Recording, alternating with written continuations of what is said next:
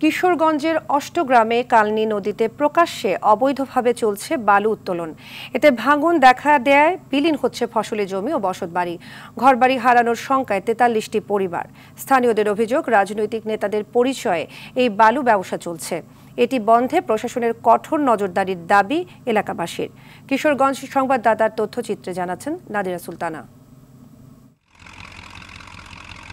কালনী নদীতে dredger machine বসিয়ে অবৈধভাবে বালু তুলে নিচ্ছে কিশোরগঞ্জের অষ্টগ্রামের একটি প্রভাবশালী চক্র। গেল ২ মাস ধরে উপজেলার দোয়েলপুরে প্রকাশ্যে বালু উত্তোলন করা হচ্ছে। এতে নদী ভাঙনে বিলীন হচ্ছে শত একরের বেশি ফসলি জমি। ভাঙনে ঘরবাড়ি হারানোর আতঙ্কে ৪৩টি পরিবার। এলাকাবাসীর অভিযোগ, স্থানীয় রাজনৈতিক নেতাদের প্রশ্রয়ে অবৈধ ব্যবসা চলছে।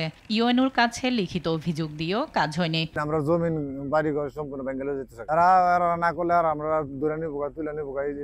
মাটি কাটার কারণে ওই পার চলে যাইতেছে ভাঙ্গা, ওই পার আইতেছে, আমরা বাড়ি ঘর ভাঙ্গা যাইতেছে, জমি হয় এবং কি আমরা কৃষি ক্ষেত করতে পারি না। দুই হিসা গেছে, রাস্তাঘাট সব বদ্ধ হয়ে গেছে।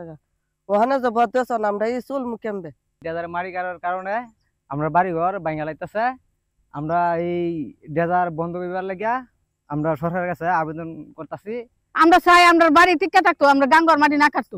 গরিব গাঙ্গাল মানুষ আমরা জীবতলি, আমরা কত কষ্ট করে আমরা লাগছি, আমরা জায়গাটা গুদু বলট করে দেন। তবে অভিযোগ অস্বীকার করেছেন উপজেলা বিএনপির সভাপতি। তারা এগুলা কি করে, এটা তো ওইখানের বিষয়, আমি জানি না। যে যাচ্ছে কাজ কি আমার বিষয়, কেডা সালা, এগুলো তো আমার দেখার বিষয় নয়। অবৈধ বালু উত্তোলন বন্ধে ব্যবস্থা নেওয়ার আশ্বাস দিয়েছেন স্থানীয় প্রশাসন। আইন অনুযায়ী যে আইন আছে সেটাতে ব্যবস্থা নিব, বালু মল এবং মাটি ব্যবস্থাপনা আইন অনুযায়ী ব্যবস্থা নিচ্ছি। ভিটেমাটি রক্ষায় অবৈধ ড্রেজার মেশিন জব্দ সহ দোষীদের বিরুদ্ধে দ্রুত ব্যবস্থা নেওয়ার দাবি স্থানীয়দের। নাদিরা সুলতানা, RTV।